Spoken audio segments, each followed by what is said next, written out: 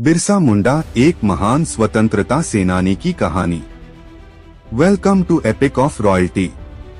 Epic of Royalty में आपका स्वागत है।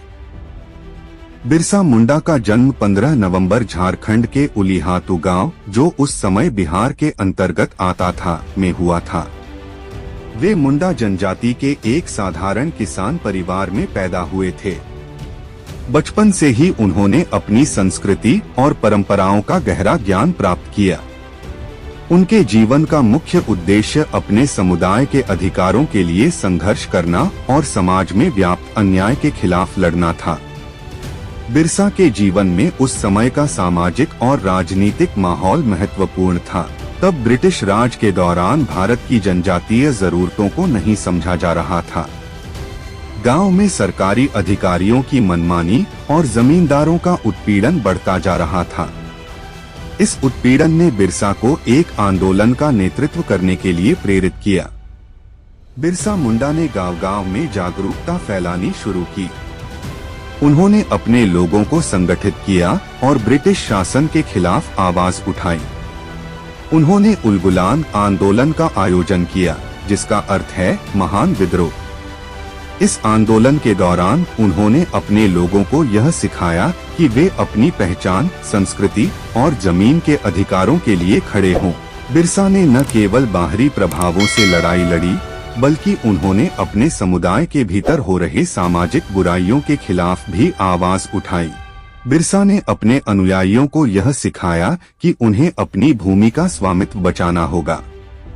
उन्होंने बताया कि जमींदारों और अंग्रेजों की मिलीभगत से उनका शोषण हो रहा है।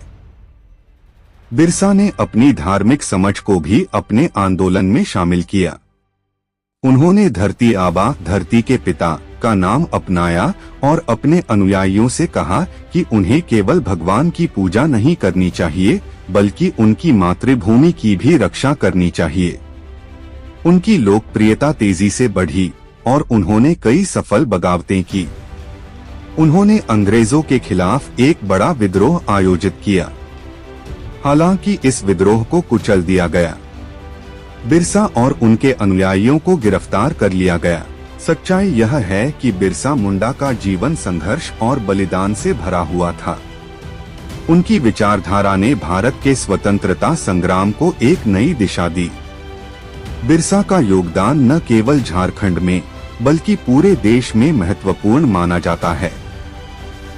बिरसा मुंडा की कहानी केवल एक स्वतंत्रता सेनानी की नहीं है, बल्कि यह सांस्कृतिक पहचान और अधिकारों की लड़ाई की भी है।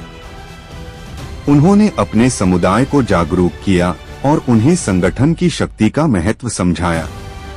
उनकी सीख आज भी प्रासंगिक है।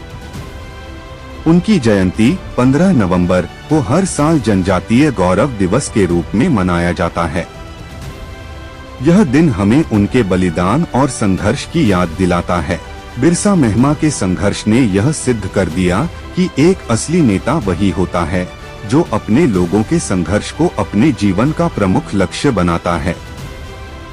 बिरसा मुंडा का नाम आज भी आदिवासी समाज में एक महान नेता के रूप में लिया जाता है।